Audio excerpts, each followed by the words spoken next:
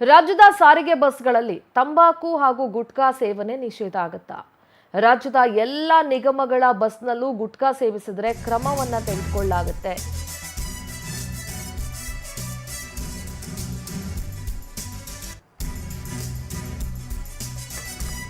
ಸಾರ್ವಜನಿಕ ಹಿತದೃಷ್ಟಿಯಿಂದ ಸಾರಿಗೆ ಇಲಾಖೆ ಇಂಥದ್ದೊಂದು ನಿರ್ಧಾರವನ್ನ ತೆಗೆದುಕೊಂಡಿದೆ. ಬಸ್ಗಳಲ್ಲಿ ತಂಬಾಕು ಧೂಮಪಾನ ಮಾಡೋರ ವಿರುದ್ಧ ಕ್ರಮ ತೆಗೆದುಕೊಳ್ಳಲಾಗುತ್ತೆ. ಸಾರಿಗೆ ನಿಗಮಗಳಿಗೆ ಸಾರಿಗೆ ಸಚಿವ ಭಾರತಿ ಸುರೇಶ್ ಸೂಚನೆ ಕೊಟ್ಟಿದ್ದಾರೆ.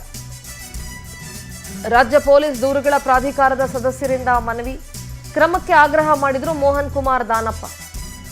ಪತ್ರದ ಹಿನ್ನೆಲೆ ರೂಲ್ಸ್ ಫಾಲೋ ಮಾಡೋದಕ್ಕೆ ಸಾರಿಗೆ ಸಚಿವರು ಸೂಚನೆ ಕೊಟ್ಟಿದ್ದಾರೆ.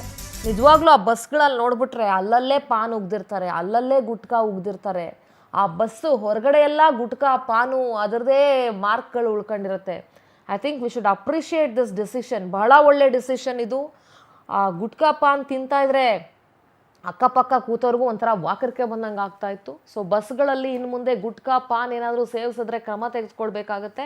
ಆ ಬಸ್ಗಳನ್ನು ಒಳ್ಳೆ ತಿಪ್ಪೆ ಗುಂಡಿ ಥರ ಮಾಡಿಬಿಡ್ತಾರೆ. ಬಸ್ ಅಷ್ಟೇ ಅಲ್ಲ, if you go to magistrate court ಅಥವಾ ಯಾವುದಾದ್ರೂ ಪಬ್ಲಿಕ್ ಈ ಥರ ಬಿಲ್ಡಿಂಗ್ಗಳಿಗೆ ಹೋಗಿ ನೋಡಿ, ಅಲ್ಲಲ್ಲೇ ಗೋಡೆ ಮೇಲೆ ಉಗ್ದಿರ್ತಾರೆ.